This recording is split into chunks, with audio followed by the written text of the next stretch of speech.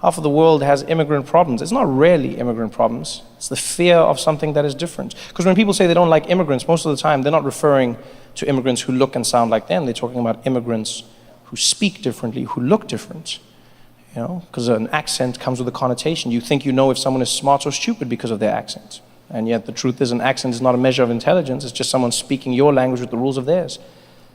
Accents have connotations. We cannot deny it. Look at the French. We all believe that the French are romantic. Why? Because of their accents. They've got that thing.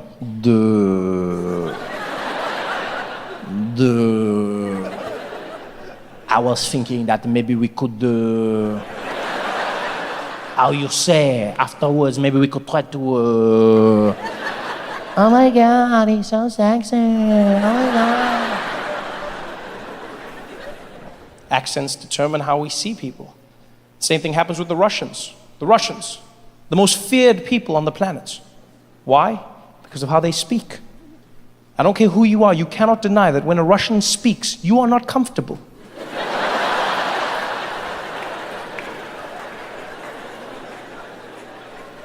As soon as they open their mouths, yeah, go to kill you, break you.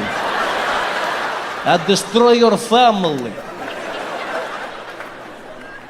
Even if they say nice things, it still sounds menacing and dangerous. Yeah, fluffy rabbits and teddy bears. Happy Valentine's Day. Sounds like a threat. You don't mess with the Russians. I don't care who you are, where you are in the world, you do not mess with the Russians because of that accent. All of us in the world are afraid of the Russians. They do that thing when they speak. It strikes fear into the hearts of men. And you see it every single day. Look at what happened at the Olympics. We found out that the Russians have been doping for the last 4 or 5 Olympics. Olympic Committee banned them, confidently as well, while they were in Zurich.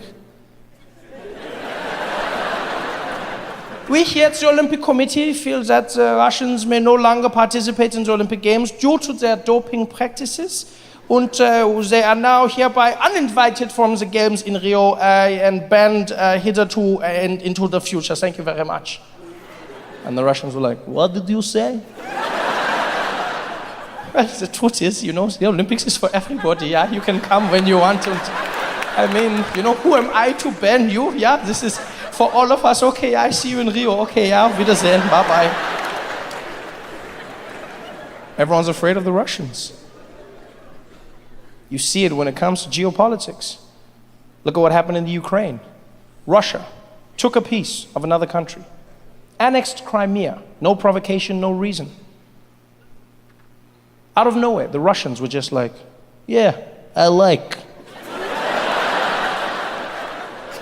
And the whole world, what did we do?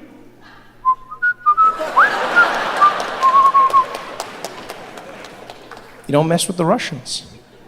Most frightening people in the world. You know how I know this? You know how I've learned? Because I've learned how to use the Russian accent for myself. I've learned how to harness that energy and use it for good. I'll share this with you, I don't mind. I'm not particularly comfortable in the house at night by myself. What I'm trying to say is I'm afraid of the dark. And I know it's stupid to be afraid of the dark, right? Because there's nothing there, 9 times out of 10. But what happens is I'll be sleeping, and in the middle of the night I'll be woken up by the need to pee. And whenever that happens, I'm always faced with the eternal dilemma. When I go to the bathroom, do I turn the lights on and lose my sleep? Or do I leave the lights off and shit myself? I never know which one to go with. But what I started doing now is I leave the lights off. And when I go to the bathroom, I just speak to myself in a Russian accent. And it sounds crazy, but I feel safe. I feel like I'm the most dangerous thing in the night. You'll find me at 3 a.m. barefoot walking to the toilet like, yes, big boy, go to make a pee-pee. No trouble over here, it's potty time. I feel safe. I feel like even if there's a monster under the bed, I'll be like, is that a Russian? There's just something about that Russian accent. It made me realize, ladies, every single one of you in this audience needs to learn a Russian accent. Because you read stories all the time. I talk to my female friends all the time, my family members, and women are constantly under assault. Women are living a life of being vulnerable, walking through the streets, men catcalling, in the office place, people groping, feeling like they have ownership of the female form. And I know, ladies, we can't solve this tomorrow, but if you learned a Russian accent, half of those problems would disappear. Yeah, the next time you're in a compromising position, you're at a bar, waiting for your drink. That creepy guy comes up and starts grinding on you from behind. Hey, how are you?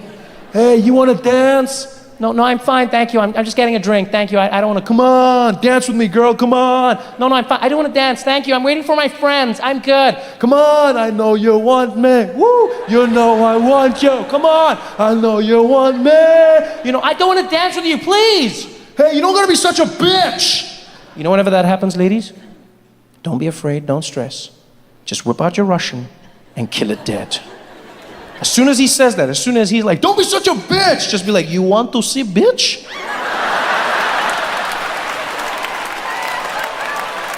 Done. Sober up and walk away. Use it for anything, ladies. Anything. At work, in the streets. Use it at home. Doesn't have to be life or death. Could be a mild annoyance. Yeah. Next time you're in bed, you're trying to get to sleep, but you can't. Because there's this horny little rabbit behind you. Dry humping your back. You know the nights I'm talking about. Everyone in this room knows the nights I'm talking about. Ladies, you're dog tired, you just want to fall asleep, and he's there behind you.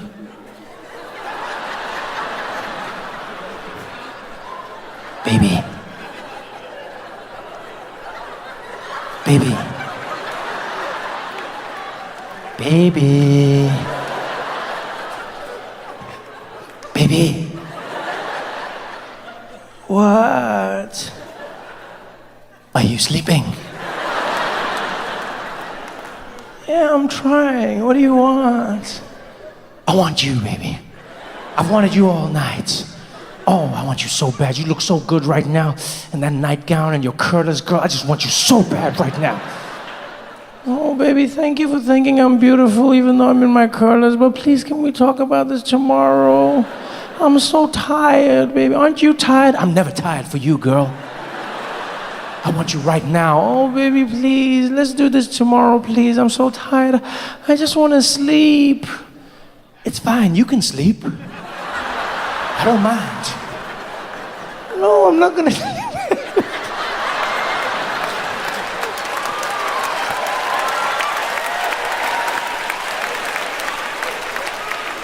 Yo, for real, ladies, can I just say, men are creeps. On behalf of all men, I apologize because we are disgusting creeps, every single one of us. No, I'm not gonna sleep. What's wrong with you? What are you talking about? What do you mean, what's wrong with me? I just want you. Is that so bad? No, baby, I'm just tired. Yeah, but you said when we left the show, you were like, oh, that was fun, we had a good time. And then we were driving home, and then you were like, oh, I can't wait to get you back. Yeah, I know I said that, and I did. I wanted to, but then I got into bed. I didn't even realize how tired I was, baby. Please, I promise you, I'm not... Oh, you do this to me all the time. What am I supposed to do now, huh? What am I supposed to do? Look at me now. Do you know how hard it is to have blue balls? Do you know how painful this is? Huh? What am I supposed to do now with this? What am I... And you know, ladies, I love how guys talk about an erection like it's something we bought at the store and we can't return. And they say, what am I supposed to do with this, huh? What am I supposed to do with this? I've opened it, I can't take it back, huh? Huh? What am I supposed to do with this?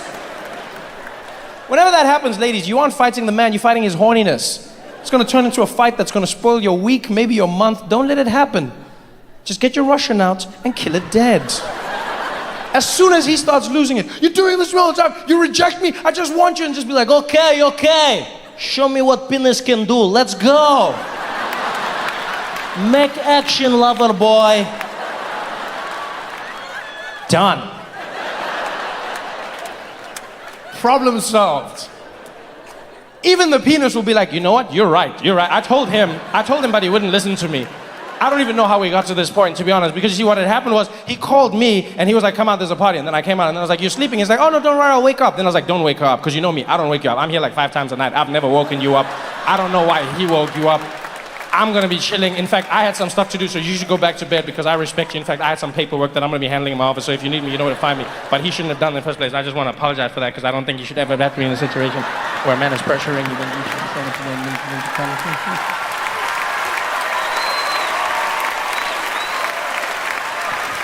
John!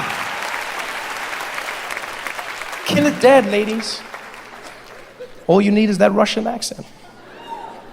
The most dangerous accent in the world. And yet, strangely enough, I found the Russian language does not make me fear at all. Strangest discovery I made. The Russian accent makes me fear. The Russian language does not. Because a language is something someone else speaks. An accent is me interpreting how they're using mine. It's a completely different thing. I was walking through the streets one day, there was a man on the phone, a Russian guy, speaking to someone in English. Sounded like he was setting up a drug deal.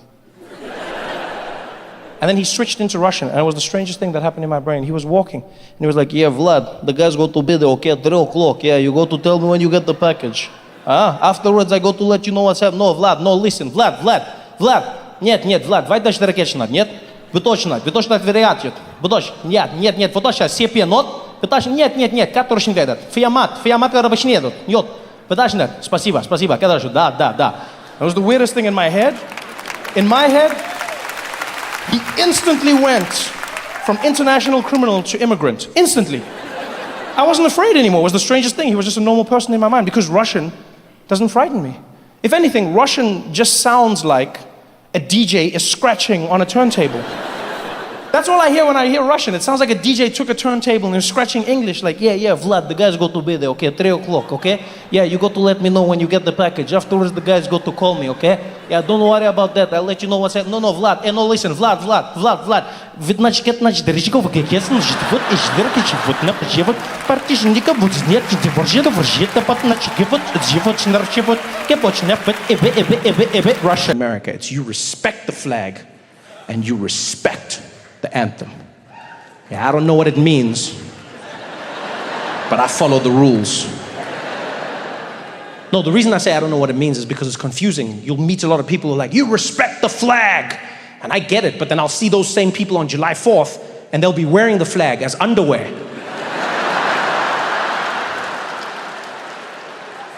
Does that count? Yeah, you looked up and you were like, that flag, these balls.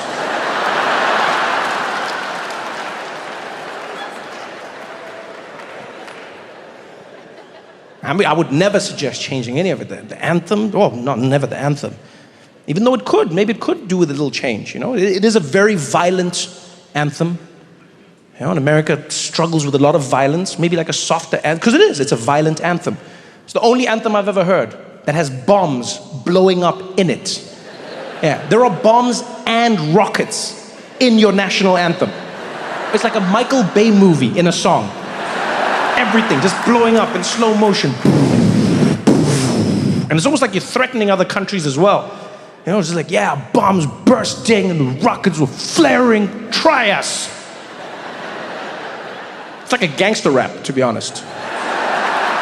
It really is. I feel like the American anthem is like a gangster rap.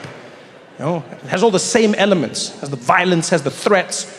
You know how much it's similar to a gangster rap? The American anthem is the only anthem where you can put the word bitch at the end of any line, and the song still makes sense. Gave proof through the night that our flag was still there, bitch.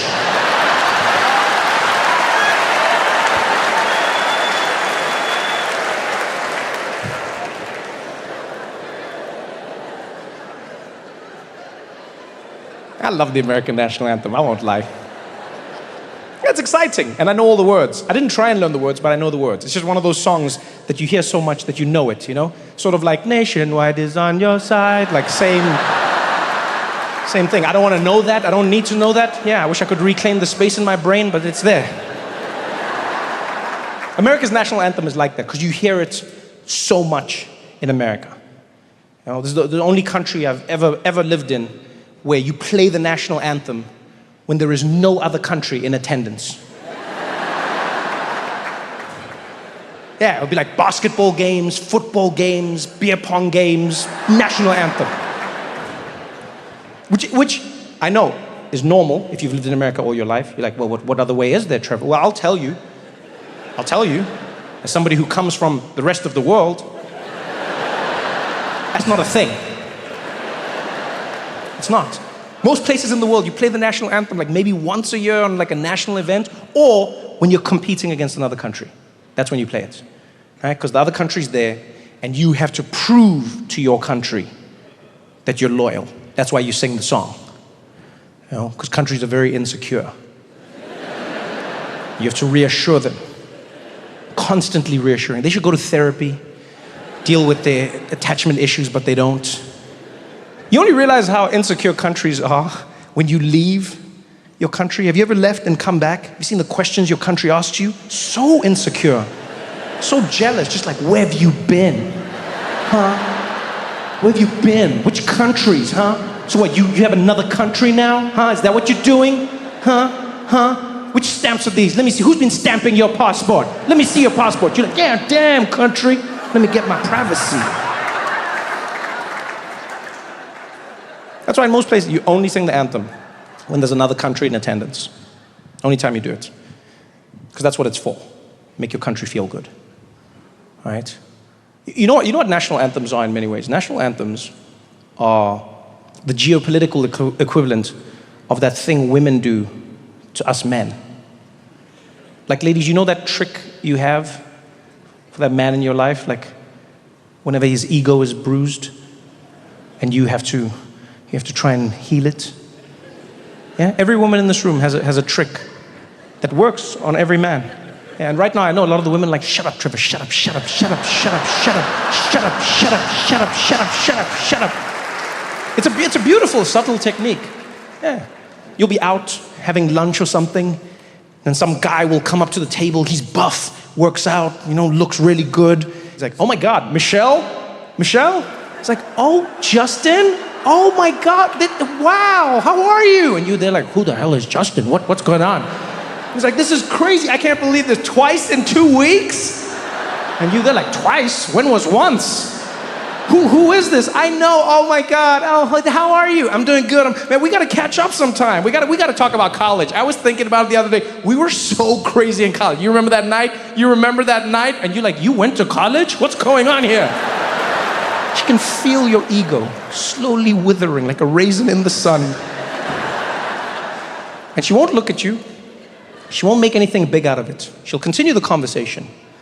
But they'll gently just put their hand on your thigh and then just start rubbing it. She'll carry on like nothing's happening. I know, those were crazy. I mean, I was a cheerleader. I mean, what are you gonna do, you know? It's just one of those. And then the hand is there going, shh, shh, shh, shh, shh. It's okay, it's okay. It's okay, you're a big man, strong man. That's right. There's no other men in the world, just you. Look at you, wow. What a big man, yeah. Who, this guy? I don't even know who he is. Oh yeah, no, with his muscles. Oh, I don't like muscles, no. Oh, I hate muscles, they're disgusting. Look at him, oh, working out and everything's in shape and bulging. No, it's disgusting. What, 6-packs? No, I don't want a 6-pack. I don't like 6-packs, that's why I like you. Boop.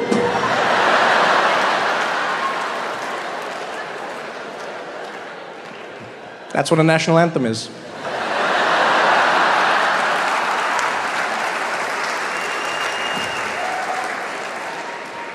You reassuring your country. The American anthem is such an interesting one, you know? Everything that represents America is the anthem. America has the most fun anthem rules in the world. Only country in the world where you're allowed to sing the anthem however you want. However you want. You can't do that anywhere else. Everywhere else in the world, the anthem is the way it is written. It's boring, and that's the point. You can't just change it. In America, you can do whatever you please. I noticed it the first time. First time I really noticed it was at a basketball game. It was the New York Knicks and they were playing against the Toronto Raptors, right? And because the Raptors are from Canada, they had to play 2 national anthems before the game, which is rare. Right? So we're in the arena, and everyone's like, and then the voice comes on. It's like, ladies and gentlemen, please stand for the Canadian national anthem. And everybody stood, and then they just played like a tape somewhere. You could tell they didn't care. And it was the song, the Canadian song. It's always the same. It's like, oh, Canada, that is the native song. I've missed song. And something brings us back to do. You know the song, man. I don't have time for that. Whatever. They sang the Canadian anthem. They were done. And then the announcer came back. And now, ladies and gentlemen, please stay standing for the American national anthem. And that's my favorite part. Yeah, the lights will go dark. Someone walks to the middle of the arena. It's always so intense. Complete silence.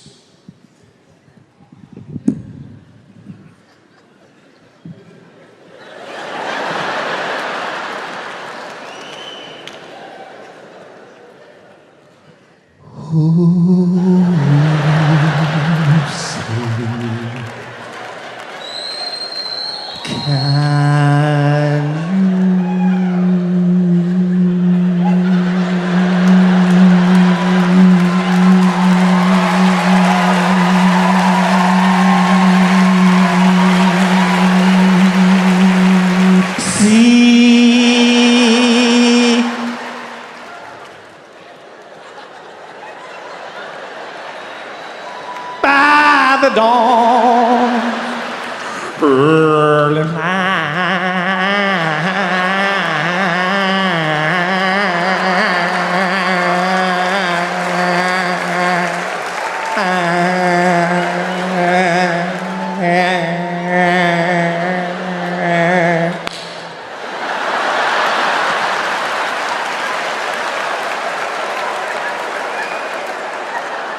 what's so proud that we...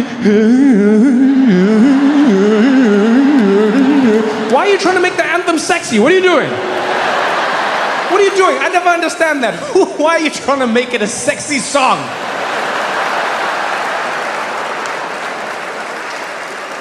You'll never be in England and see someone like, remix, God save the Queen, God save the Queen. I save the Queen with sexy sex. Come on, save the Queen. Let's save the Queen with sexy sex. Come on, save that Queen.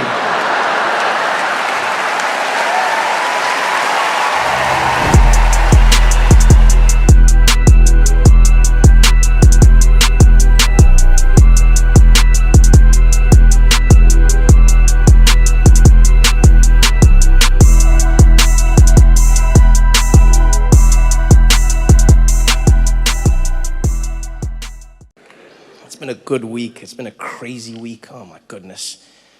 Like, I thought the week was just going to be about comedy in London. And then Israel and Iran happened.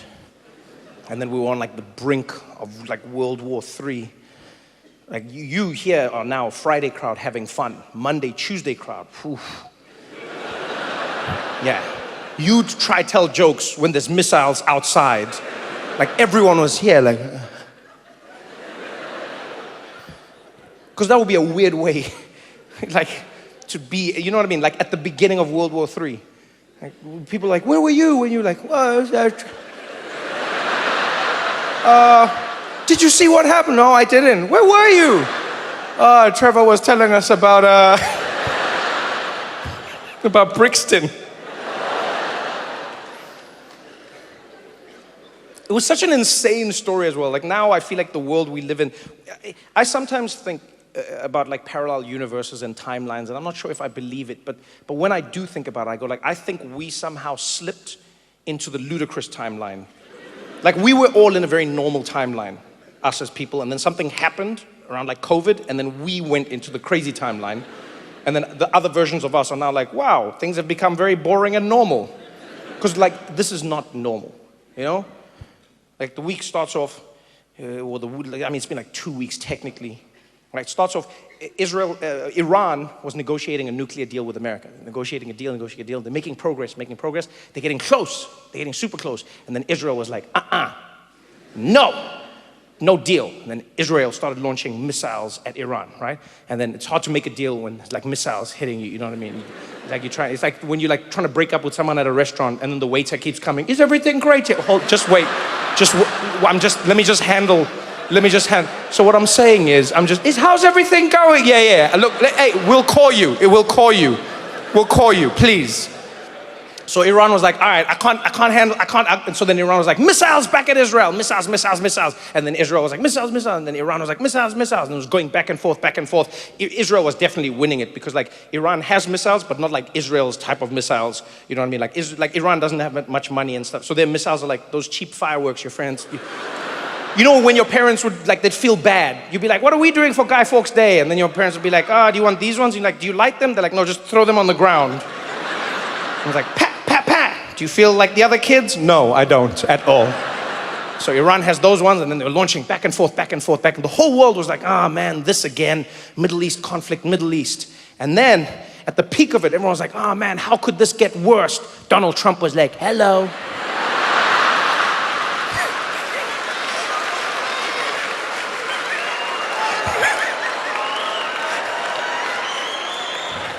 Donald Trump came in and he was like, I'm gonna help. I'm gonna totally de-escalate this situation. And we were like, my man, you've never de-escalated a thing in your life. From your hair to your politics, nothing is a de-escalation. Nothing. But Trump came in and he's like, I don't like how Iran and Israel are launching bombs at each other all the time. So many bombs, we can't have this, it's not right. Too many bombs, we gotta stop it. No more bombs, we gotta stop it, we gotta fix it. And they're like, all right, how are you gonna fix it? He's like, by dropping bombs. I'm gonna drop bombs. And no one expected it. Like the whole world was like, okay, Trump is gonna mediate, or because he said to them, hey guys, let's sort this out, peace deal. We're gonna do a peace deal. And then he dropped bombs on Iran.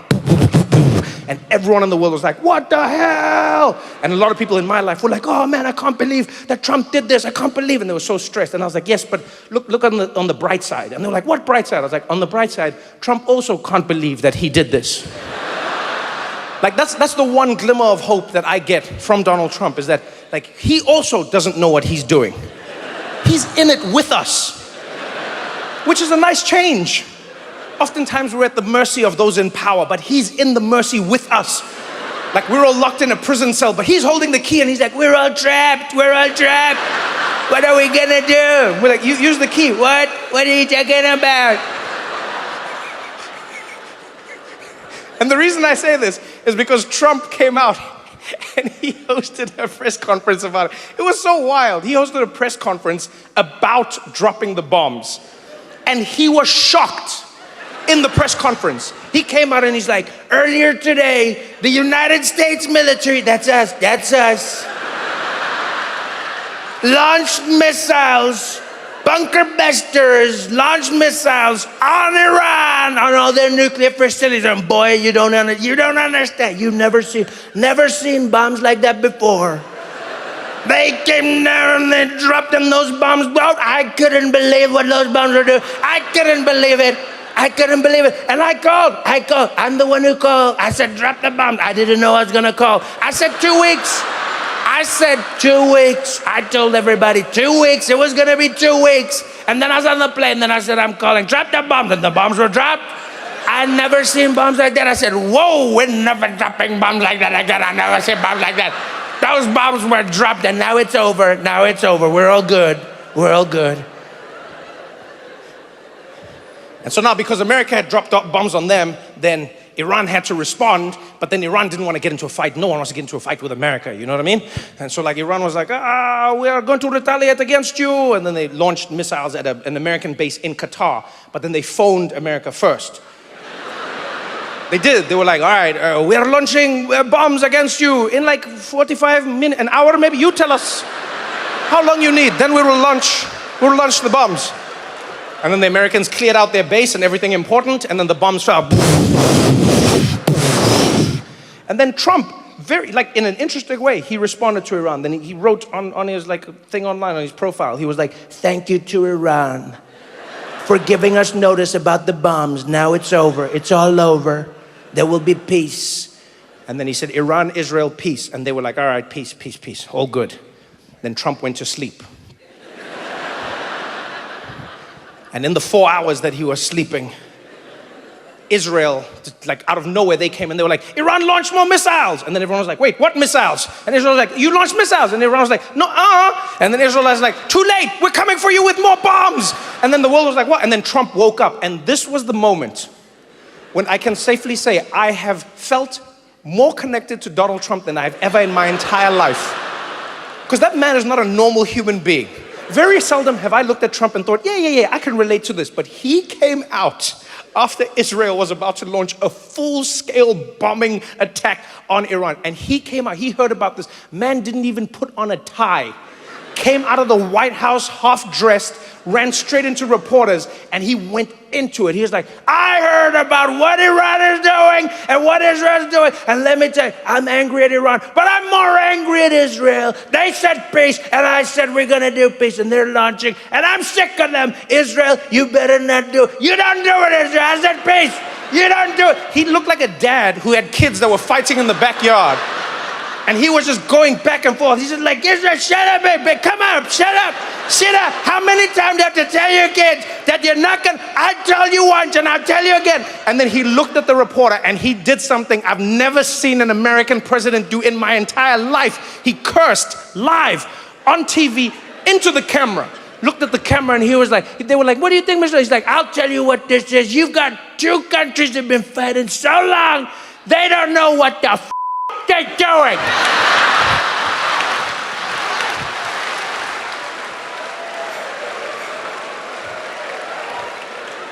You're like, "Oh, Dad is mad." Dad is mad. And I don't know what was crazier, the fact that he cursed on live TV as an American president, or the fact that that somehow became bigger news than the actual bombs that were dropped. The bombs was like half a day of news. The biggest bombs ever dropped on a country randomly out of war was barely any news. And then Trump came out and he swore every news outlet, Guardian, BBC, Al Jazeera, CNN, you name, all of them, Trump curses, Trump swears, Trump says F word, F word. And I was like, damn, so the F bomb was more important than the bomb. Everyone on TV, we've never seen this before. We've never seen an American president curse on national television. This has never, I don't even understand what we're seeing right now. Donald Trump, and I must warn sensitive viewers, yo, you showed footage of cities being leveled by bombs. You said it just casually. Let me show you some of the bombs that were dropped here. Let me show you some of the bombs. All right, now, Trump said something. I must warn you, if you have children in the room, you might want to cover their ears. You might want to cover their ears because he said the F-bomb. Like, people cared more about the words than the, it was the wildest thing. Wildest thing. I can't believe it. They were doing it as if the people in Iran were just like, yeah, no. The bombs are one thing. But what he said. You can take bombs back, but words. Words are forever.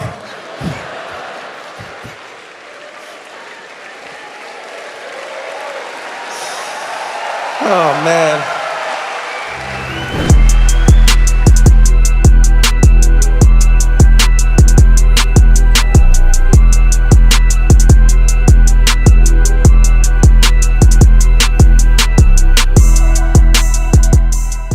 It's always going after someone. If it's not Mexicans, it's Muslims. If it's not Muslims, it's Africans from shithole countries.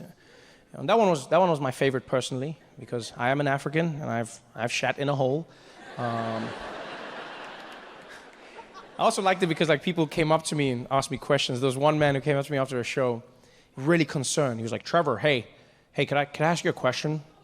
I said, "Yeah, go ahead, my friend." He said, "Hey, Trevor, I just wanted to know when Donald Trump says all these horribly racist things, do you sometimes just want to, pack it up, leave America?"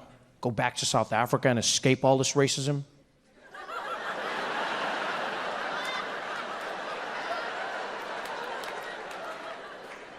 I said, my friend, you don't go to South Africa to escape racism.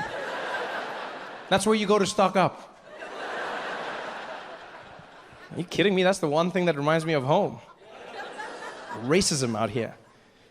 Because we've got tons of racism in South Africa. And don't get me wrong, it's gotten a lot better. You know, when I was growing up, we had apartheid. And, you know, apartheid was basically the best racism in the world. Sorry, I didn't mean to say that. I mean, now you're going to feel bad and be like, oh, racism was the best. No, it wasn't. It was good, but not the best. And I experienced a bunch of racism, and everyone did. I never felt like it was a bad thing, mostly because of my family. You know, my mother is a black woman, Xhosa woman. My father's Swiss from Switzerland. And them being a couple was against the law, and that was a problem for us living together. And so we experienced a ton of racism. And in case you're wondering, yes, Xhosa is one of the languages with the clicks in it, right? Xhosa, but not like in American movies, just so you know. Yeah, I've seen those movies where they have Africans and they're like,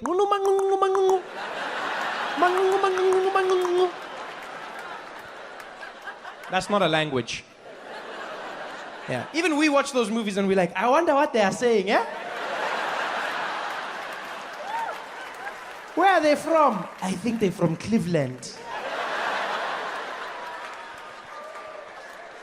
It's not just clicks. The clicks are consonants. We still have vowels. Yeah, I grew up in this family and we couldn't live together. I could live with my mom, but my dad obviously couldn't live with us because it was illegal. And people would be racist to us all the time. But I was really lucky growing up because my mom is probably the most gangster human being you'll ever meet in your life. Right? Nothing got to her. Nothing fazed her. And I remember one day in particular, we were walking through the streets together, and some guy across the road shouted something really mean at us. And I was about 4 or 5 years old. And I turned and I looked at my mom and I said, Mommy, what do we do if people do the racism to us? And my mom said, oh, baby, you know what we do if somebody's racist? We take that racism of theirs and we shake it up with the love of Jesus. And then we send it back. And I was like, what? And I was like, this lady's crazy.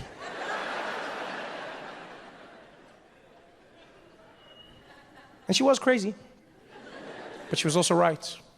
Yeah. I didn't even realize how right my mother was until decades later, which I feel is what always happens with your parents, right? They're crazy, and then you get to their age and you're like, oh, that's what it means. I only learned the lesson my mother was trying to teach me when, as a grown man, I was walking through the streets of Chicago. Minding my own business, some guy drove by in a pickup truck and called me the N-word. And I'm not gonna lie, I was disappointed. Mostly because he was driving a pickup truck. Yeah, I just felt like that was an unnecessary stereotype that he didn't need to perpetuate. You know? I feel like if you're gonna be racist, do something different. You know? Think outside the box. Drive a Prius. Yeah. It's better for the environment, and it's quiet. You can sneak up on me. We both win. But no, the guy was he was driving a pickup truck, called me the N-word, and oh, to give you the full story, I was jaywalking, right? I was jaywalking, yeah. And I don't tell you this to justify what he did. I just want you to know that I'm no angel, okay? Yeah. I was crossing the road, and then the lights turned red for me, but I decided to walk anyways because I don't see color.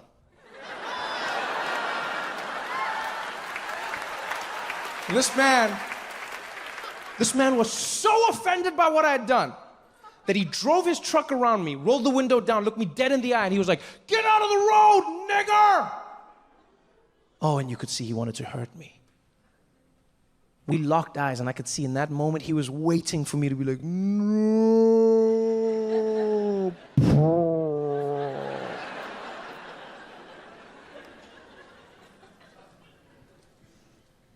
But what that man didn't know was where I was from.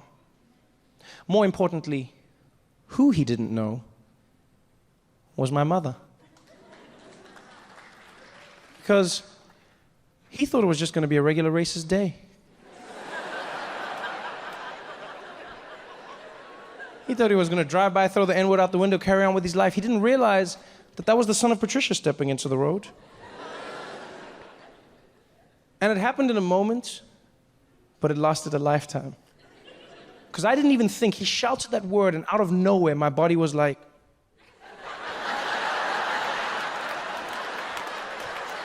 I was like, oh shit, this is it!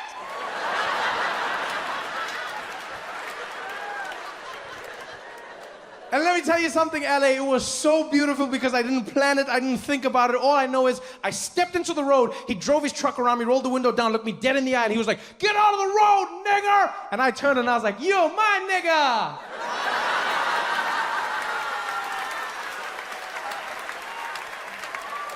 And he almost crashed and died. Yeah, I've never seen a human being question themselves so many times in a split second in my life, right? Because I was smiling, and I could see in his face, he was like, wait, do I know you? Do I look like someone you know? And I don't know why he did this, but I'll never forget it. He looked at his hands.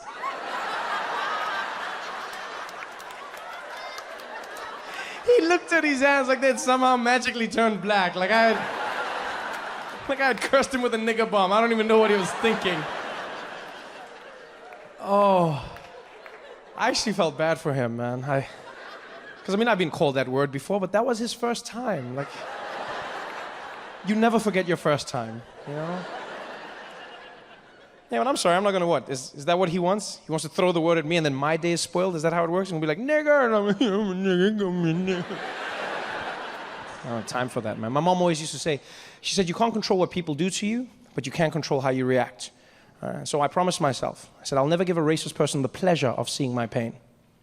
It may be painful, maybe hurtful, but I won't give them the pleasure of seeing my pain.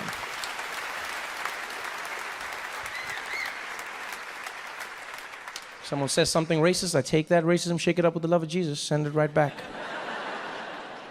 And don't get me wrong, it's not always easy. Not everyone can do the same thing. Not everyone should. I also understand that for me, it is a little bit different. You know, I have a privilege in that I come from a country where the word nigger was never used to oppress anybody. You know, I mean, we had another word, because we had the best racism, come on now, but not that word. Yeah, the word we had was the word kafir or kafir. So we had another word, same thing. It's crazy to me as well sometimes. You know, same racism, different word. And here it means nothing, right? Kafir, nothing. Yeah, some people are like, is that like a probiotic? Is that what that is? Yeah, probiotic of my pain. Because we don't have that in our supermarkets for obvious reasons. No one warned me in America. I walked down the dairy aisle. I was like, oh, yogurt, ice cream. Ah! This lactose is intolerant.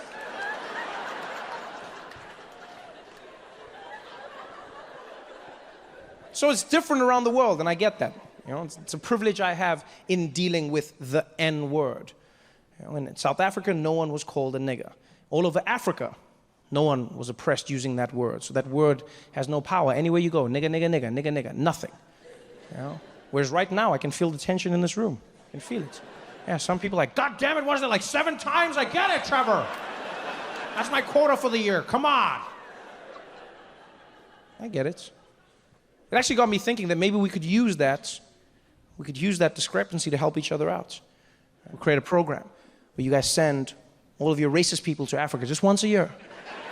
Because Africans will roast the shit out of them. The best part about Africa is you don't even have to wait. You know, you just get off the plane, there's black people everywhere. Just jump straight in and just be like, nigger, nigger, nigger. Yeah, and because Africa is run and owned by black people, they're not afraid of white people there. They'll just be like, ah, Jimbo, he's back, the nigger man. How are you, nigger? God damn it, I keep telling you, you're the nigger, but you're the one who always says it. Ah, nigger man! Yeah, you nigger.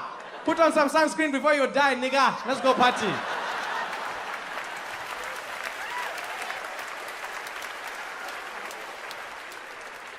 It'll be different, that's all I'm saying.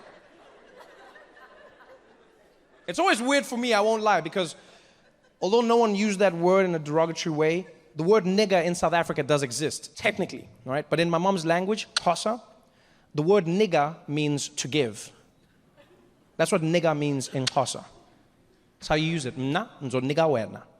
Wena, uzonika yena, tina, sizonika bona, nigga. Yeah.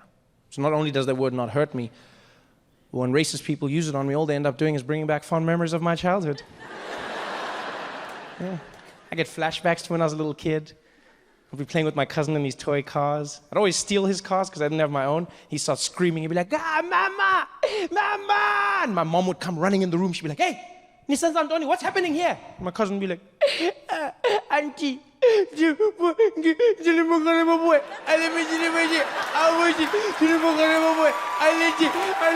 be like, hey, talk properly, I can't hear you. What happened? Be like, Trevor stole my toys. And my mom would be like, Trevor, did you steal your cousin's toys? I said, no, Mom, I didn't steal, Mom. I promise, I didn't steal. Trevor? When I don't lie to me, did you steal those toys? I said, no, Mom, I didn't steal anything. What happened was his cars were parked illegally, Mom. And so I had to tow them because we can't live in a society without laws. I mean, even me, I'm just a humble civil servant at the end of the day, Mom. Without laws, we descend into chaos, Mom, if you think about it. That's all that's holding us up. As a civilization, it's the only thing that keeps us be like, hey, don't come here with that smart mouth of yours. Give those toys back. I said, Mom, please, I just want to play with it. Hey, give those toys back. Give those toys. And I'm like, Mom, she'd be like, hey, nigga. Nigga, when I Trevor. Nigga, Trevor. And my cousin would be there like, nigga, please. Around the country, around the world, really, I've been blessed. And I remember one day, I'm in LA, and I'm doing a show, and we're sitting backstage, and this comedian comes in to the backstage area, and he's got a list of all the guys that are performing. And so he looks around, and he looks at the darkest guy in the corner, just the blackest guy he could find, and he goes, hey, yo, you the dude from Africa? And the guy looks up, and he's like, nah, man, I'm from Detroit. He's like, all right, my bad. Yo, okay, Detroit, yeah, you, okay, cool, LA, okay, cool. And then he looks at me for a second, does a quick calculation, and he's like, and then he looks and he goes, yo, where you from, man? I said, I'm from South Africa. He's like, oh, you the dude? Oh, damn, man, damn, I didn't even know they got, you the dude from Africa? Man, I didn't even know they got light-skinned niggas out there, man. Damn, yo, that's the motherland, man. That's the motherland. And all of a sudden, he just started giving me this speech. He was like, man, that's where we gotta be, man. That's the motherland out there, man. Yeah, I got to get out there, man. I got to go home, man. You heard? I got to go home. Man, you tell them, you tell them. You tell them I'm coming home, And I was like, no, we're not waiting. Because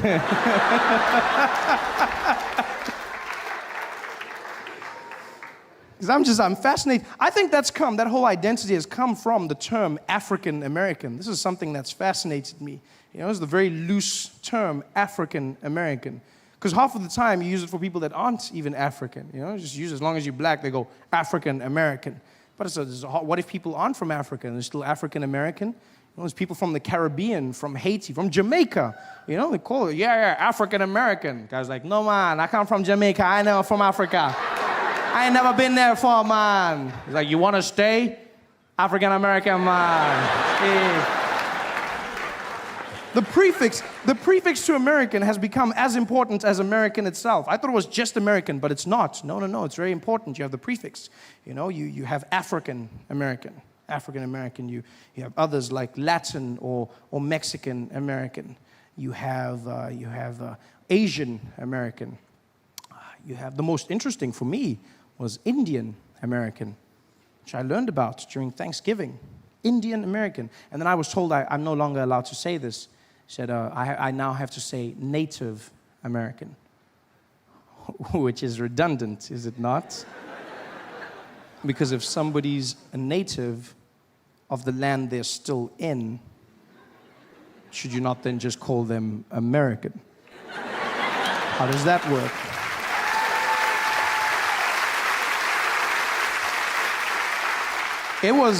It was the strangest conversation to have, sitting around carving the turkey and just going, I don't understand. I can't say Indian American. He's like, no, Trevor, you look, you don't want to say that. You want to say Native American. It's a better term. I go, oh, well, who called them Indian American? Well, we did. Oh, I see. And then who changed it? Well, we did. I see. And you guys feel bad, son? Yeah, much better. Much better. This is the craziest thing in the world, changing it, the prefix. And I mean, I don't mean to offend anyone. As Americans, I hope I see some guys looking at me like, okay, move on, guy, move on. Yeah. Because that's the one thing, because the one thing I noticed is white people in America, you never got the prefix. What happened there? You guys got left out? Oh, that's horrible.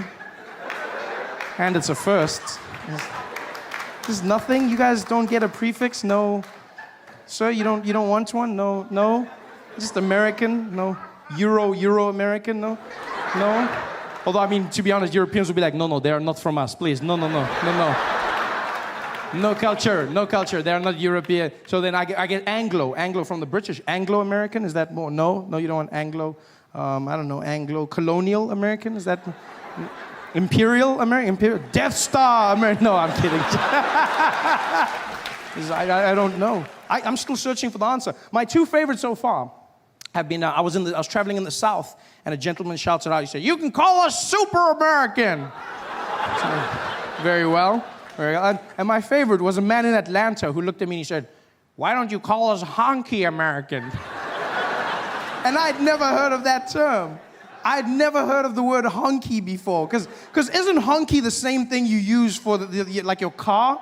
That's like, and the thing that clowns use, honk, that's honky. That's the most honky American. That sounds like a bad children's character for white imperialists, It's like there's Barney, there's Ronald McDonald, and there's honky. This is like, this coming out singing to all the white kids, it's honky, he's gonna teach you how to be white honky, it's honky. Remember kids, white is right, it's honky. It's the craziest thing ever, honky. I really please don't get offended. If you're American and you're offended, I really hope that I'm not offending you. I mean this because I am scared of you. No, really. The world, you don't understand. The world is shit scared of America. Like America, because you guys, you've been fighting wars since World War II? You guys haven't stopped. Like America, no, it's true. America's just like the most badass. America's like that really buff guy on the beach, just like not messing around, just walking around. Just like, you do not mess with America. It's like, if America catches you building a sandcastle, like, what are you doing? No, America, it's not what it looks like. It's like, The only time people build sandcastles is when they're gonna attack. Stop that! Is that a bucket? No! America's like, America's that super, because you guys have the best army in the world, and you say, America's that big guy that walks down the hallway, and the rest of the countries just stand on the side. Just like, don't make eye contact, don't make eye contact.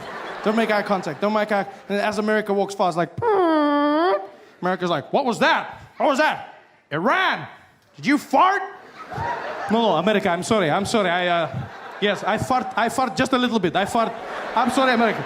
Iran, were you farting at me? No, America, no, I don't fart at you. I just fart just by myself. Just fart on the back, not to the front. To the front, I say sorry. Please, America. Iran, was that a nuclear fart? No. Not nuclear fart, just beans. Lots of beans fart. Beans. No nuclear, America, please. I'm gonna come in there. No, don't come in, America, please. Just fart, I'm sorry. Hey there, thanks for watching. Now, all I need you to do is click on that little circle on your screen. Yeah, that one. Oh, yeah, just like that. Hold on.